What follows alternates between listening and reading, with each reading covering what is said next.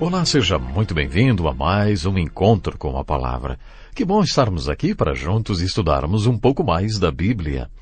Eu estou muito alegre porque você está conosco hoje e também estou orando para que este tempo seja de grande valor para a sua vida. Acompanhe comigo a leitura da Palavra de Deus. Diz assim: Bem-aventurados serão vocês quando por minha causa os insultarem, os perseguirem e levantarem todo tipo de calúnia contra vocês. Alegrem-se e regozijem-se, porque grande é a sua recompensa nos céus, pois da mesma forma perseguiram os profetas que viveram antes de vocês. Vocês são o sal da terra, mas se o sal perder o seu sabor, como restaurá-lo? Não servirá para nada, exceto para ser jogado fora e pisado pelos homens. Vocês são a luz do mundo. Não se pode esconder uma cidade construída sobre um monte. E também ninguém acende uma candeia e a coloca debaixo de uma vasilha. Ao contrário, coloca-a no lugar apropriado e assim ilumina todos os que estão na casa. Assim brilhe a luz de vocês diante dos homens, para que vejam as suas boas obras e glorifiquem ao Pai de vocês que está nos céus. Lemos os versículos 11 a 16 do capítulo 5 de Mateus. Nós estamos estudando o Sermão do Monte, o ensino de Jesus para seus discípulos, a fim de transformá-los em sal da terra e luz do mundo, uma candeia, uma cidade sobre o monte que não pode ser escondida. Como falamos em estudos anteriores, Jesus inicia este ensino com um checklist da nossa saúde espiritual. Ele começa falando de 8 atitudes. As pessoas que têm estas atitudes são bem-aventuradas ou espiritualmente prósperas, felizes ou ainda vivem em estado de graça. Poderíamos dizer que essas pessoas são discípulos realizados. Jesus apresentou as atitudes e para cada uma delas uma promessa. Muitos teólogos afirmam que, depois de ensinar as bem-aventuranças, Jesus passou a fazer uma aplicação do seu ensino. Existem 3 perguntas sugeridas pelos teólogos no estudo das Escrituras. Essas perguntas são: o que o texto está dizendo? O que significa o que ele está dizendo? E o que significa para mim?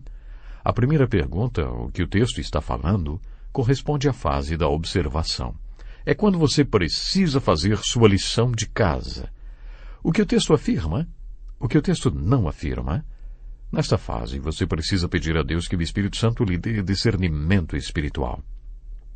Portanto, a primeira pergunta que devemos fazer quando estamos estudando um texto bíblico é: o que o texto está falando?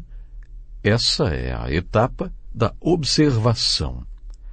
A pergunta seguinte: o que o texto quer dizer? Isso corresponde à etapa da interpretação. E o texto sempre quer dizer aquilo que está dizendo, por isso você precisa caprichar na fase da observação. Mas a parte mais importante do estudo bíblico é a aplicação. A Bíblia se torna poderosa em nossas vidas quando passamos a aplicar em nossas próprias vidas o que estamos estudando ou o que estudamos. Por isso a pergunta mais importante é: o que esse texto tem a dizer para a minha vida? Depois de responder a essa pergunta para você mesmo, você pode perguntar: o que esse texto quer dizer para eles? É a etapa do estudo da qual as pessoas mais gostam, a aplicação. Jesus ensina as 8 bem-aventuranças e, a partir do versículo 11, passa a fazer a aplicação delas. Observe que até então Jesus foi impessoal. Bem-aventurados os pobres em espíritos, os humildes, os misericordiosos. Mas no versículo 11, Jesus é bem direto. Bem-aventurados serão vocês, quando por minha causa os insultarem, os perseguirem e levantarem todo tipo de calúnia contra vocês. Agora começou a aplicação. Jesus se dirigiu para aqueles que estavam sentados ao redor dele e deixou o assunto bem pessoal. Ele começou a fazer uma aplicação do que ensinou. Para muitos teólogos, a partir do versículo 11, todo o Sermão do Monte passa a ser uma aplicação do ensino das bem-aventuranças. Um dos meus teólogos favoritos chama-se Martin Lloyd-Jones. Ele escreveu um estudo do Sermão do Monte que leva este mesmo nome, em que considerou o contexto desse ensino, destacando 3 pontos. Primeiro, ele destacou a crise que envolve o tornar-se cristão. A crise que envolve tornar-se cristão tem a ver com se sujeitar ao reino do Senhor. As bem-aventuranças revelam os valores deste reino. O primeiro ponto que este ensino mostra é a crise que envolve tornar-se um cristão. O cristão não deve perguntar para Jesus: o que o Senhor vai fazer por mim? Antes, ele deve perguntar: Senhor, o que o Senhor quer que eu faça? O segundo ponto desse ensino de Martin Lloyd-Jones fala do caráter de um cristão. Jesus é muito prático e mostrou que o povo lá embaixo, com todos os seus problemas, não precisa de discurso religioso nem de teologia. O que o povo precisa é ver gente verdadeira, que tenha o verdadeiro caráter cristão, o caráter de Cristo. Mas como é o caráter do cristão que vive sustentado pela graça de Deus, hein? Este caráter está descrito nas 8 bem-aventuranças. O mundo nunca precisou tanto do verdadeiro caráter cristão, ao invés de cristãos da boca para fora como hoje em dia, sabe?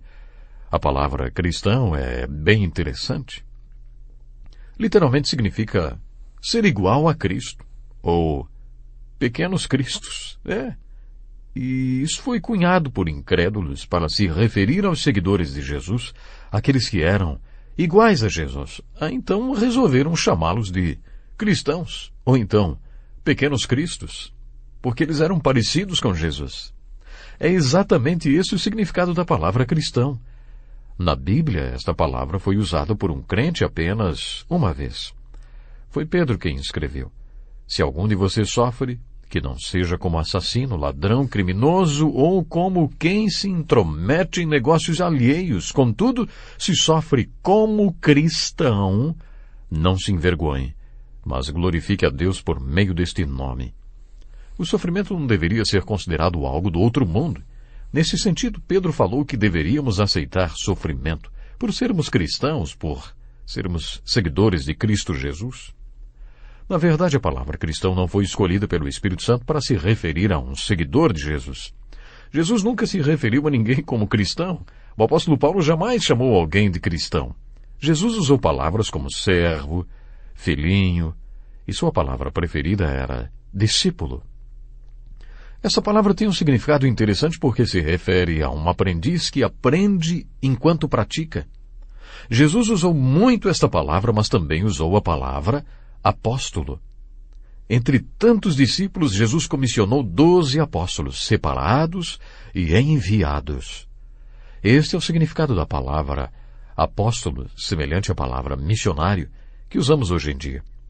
O apóstolo Paulo usou as palavras discípulo, apóstolo e também santo, que significa separado, aquele separado para seguir a Cristo. A palavra santo é o apelido da pessoa santificada. Estas são as palavras que Jesus e Paulo usaram. Eles não usaram a palavra cristão. Esta palavra é encontrada apenas 3 vezes nas Escrituras. Mas se você vai usar a palavra, saiba o seu significado. Igual a Cristo. Não é muito modesto se considerar igual a Cristo, não é verdade? Será que você pode ser acusado de ser cristão? De ser igual a Cristo? Será que há provas suficientes na sua vida para sustentar a acusação de que você é igual a Cristo? De acordo com Martin Lloyd-Jones, o contexto deste importante ensino apresenta a crise que envolve tornar-se cristão. Depois, as bem-aventuranças apresentam em que consiste o caráter de um cristão. Segundo Martin Lloyd, a partir do versículo 11 até o fim do Sermão da Montanha, deparamos-nos com o desafio de impactar a cultura à frente da pessoa de caráter cristão. Mas o que é cultura? Hoje usamos muito a palavra cultura. Para uns, esta palavra define o conjunto de costumes e de tudo o que fazemos. Pense a respeito. Quando missionários são enviados para países estrangeiros, países estranhos para eles, são orientados a estudarem a cultura do país para onde vão, para se adaptarem e não ofenderem as pessoas. Até certo ponto, esta tarefa é maravilhosa. Os missionários devem ter consciência de como é a cultura e devem estar sensíveis e atentos para não ofenderem a ninguém. Mas devemos nos lembrar que Jesus veio ao mundo para revolucionar a cultura, para transformá-la. O plano e a estratégia de Jesus consistiam em transformar a cultura, transformando os corações dos homens. Temos vários exemplos para confirmar o que afirmamos. Jesus Cristo era um revolucionário e pretendia, com sua estratégia, revolucionar a cultura, revolucionando os corações dos homens e das mulheres. Foi isto que Jesus disse. Se vocês compreenderem estas 8 bem-aventuranças, serão o sal da terra e a luz do mundo. Quando Jesus começa a aplicar este ensino, ele passa a usar o pronome vocês, sugerindo que este desafio envolvia ter um caráter cristão que impactasse a cultura. Certa vez um missionário, por quem tenho muito respeito, me disse que o maior inimigo da fé é a cultura. Quando você começar a expressar a fé de Cristo e a fé em Cristo, sempre aparece alguém para dizer: mas isso não se encaixa em nossa cultura, não. Precisamos realmente ser sensíveis à cultura, mas, ao mesmo tempo, precisamos nos lembrar que, de várias maneiras, o cristianismo deve estar revolucionando a cultura. É isso que vemos no Sermão do Monte. Este ensino apresenta a realidade de que iremos revolucionar a cultura. É isso que Jesus está começando a fazer quando apresenta 4 ilustrações nos versículos 13 a 16. Ele diz: vocês são o sal da terra, a luz do mundo, uma cidade sobre monte que não se pode esconder. Vocês são como uma candeia. Se você realmente compreende estas 8 bem-aventuranças, e se pela graça de Deus elas são realidade na sua vida, então você é sal da terra, luz do mundo, uma cidade sobre monte que não se pode esconder, uma candeia. Nas palavras de Martin Lloyd-Jones, essas 4 ilustrações representam o desafio que existe para o tipo de caráter representado pelas bem-aventuranças de causar impacto na cultura. Agora vamos enfocar cada uma dessas ilustrações separadamente. Vocês são o sal da terra. Na verdade, a tradução do original grego seria: vocês e somente vocês são o sal da terra. O que Jesus quis dizer quando usou esta ilustração, hein? Há várias respostas para esta pergunta. Alguns podem dizer que o significado principal está ligado ao fato de que eles não tinham geladeira e conservavam a carne envolvendo-a com sal. Eles faziam a mesma coisa com o peixe. Eles salgavam o peixe e assim o conservavam por mais tempo, até que fosse comprado dos pescadores e entregue a seus clientes. Todos os que ouviram esta ilustração sabiam que o sal impede a corrupção. O sal impede a decomposição. Imagine um pedaço de carne seca que não estraga, como a carne comum conservada no sal, e fica preservada por muito tempo. Se foi isso que Jesus quis dizer, nessa passagem ele está fazendo uma afirmação a respeito dos seus discípulos e daqueles que estavam lá embaixo, no sopé da montanha, aqueles que ainda não ouviram o Evangelho. Jesus está afirmando que o mundo é como um pedaço de carne se estragando, se corrompendo, um pedaço de carne que vai se estragar se não for salgada. Jesus também está dizendo aos seus discípulos: olha, vocês e apenas vocês são o agente conservante para preservar o mundo de corrupção. Temos muito que aprender com as ilustrações e metáforas usadas por Jesus. Elas são muito profundas.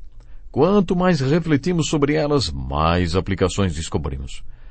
Como é que o discípulo absolutamente igual a qualquer um da multidão poderá ter essa influência, hein?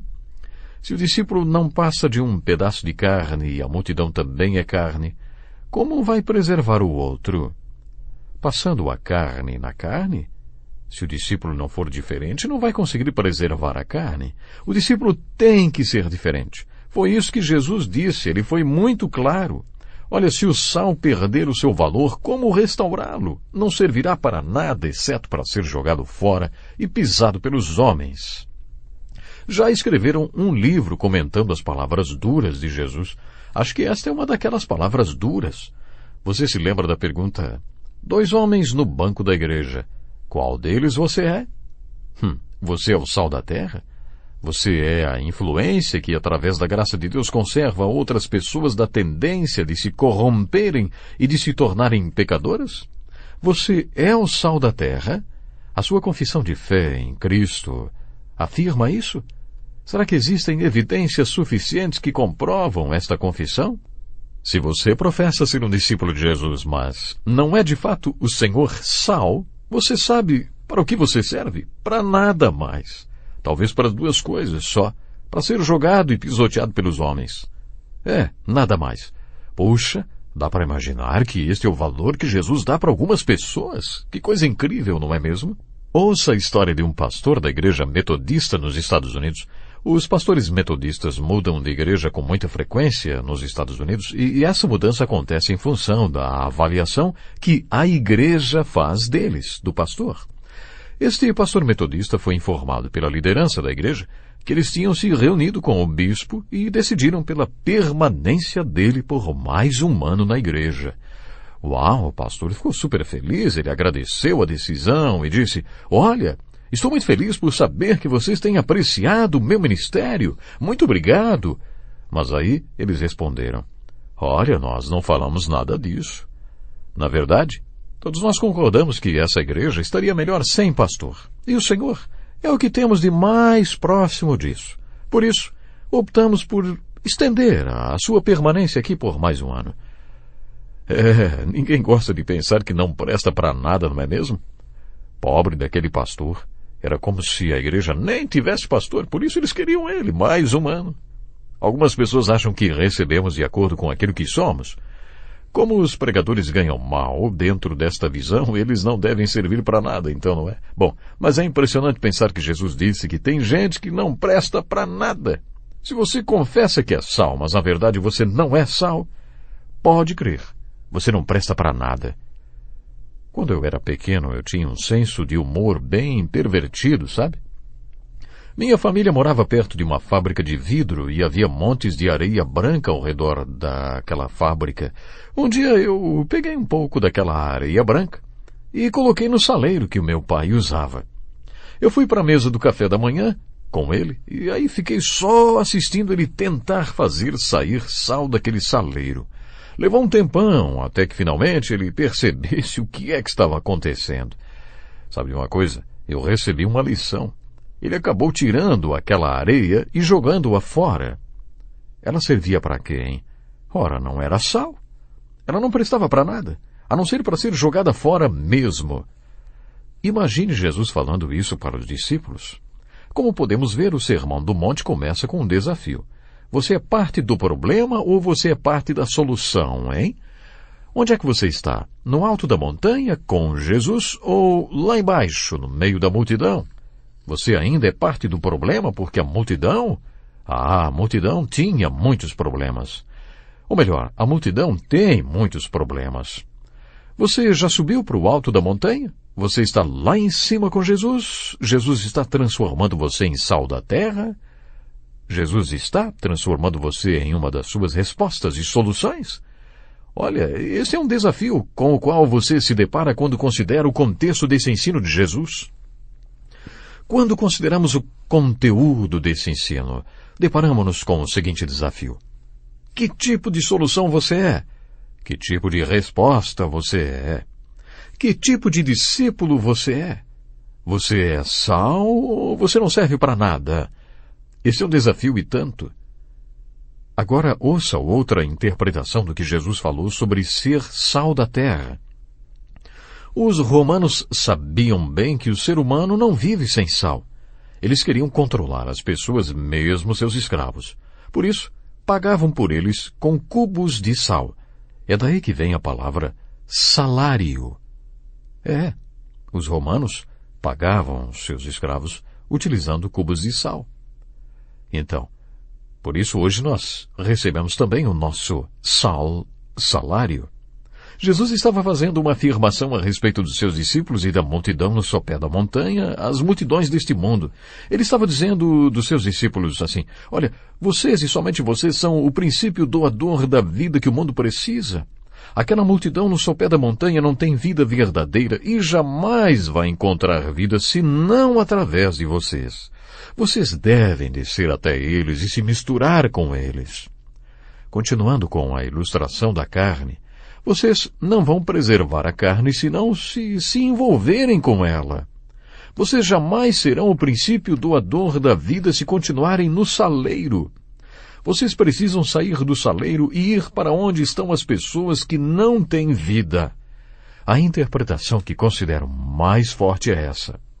O mundo está sem vida, e a única maneira do mundo alcançar vida é através de vocês.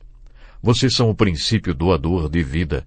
Vocês e somente vocês são a única maneira do mundo encontrar vida espiritual. Há outras interpretações. Por exemplo, o sal, ele dá sede, não é? Talvez você seja realmente um crente salgado e vai deixar todo mundo com sede por causa do que você tem e por causa do próprio Jesus Cristo. Todo mundo vai ficar com sede. Podemos fazer outra interpretação? Quando você coloca sal sobre uma ferida aberta, ela dói, não é verdade?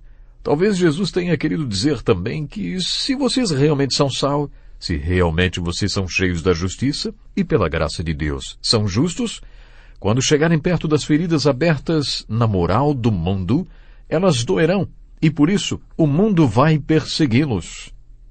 As possibilidades de interpretações são quase intermináveis. Eu fico com estas duas. Vocês são o princípio doador da vida e aquelas pessoas não têm a qualidade de vida que Deus deseja para elas. João disse isso de várias maneiras no seu Evangelho. Deus quer para nós vida eterna. E vida eterna não significa apenas vida para sempre, mas também qualidade de vida.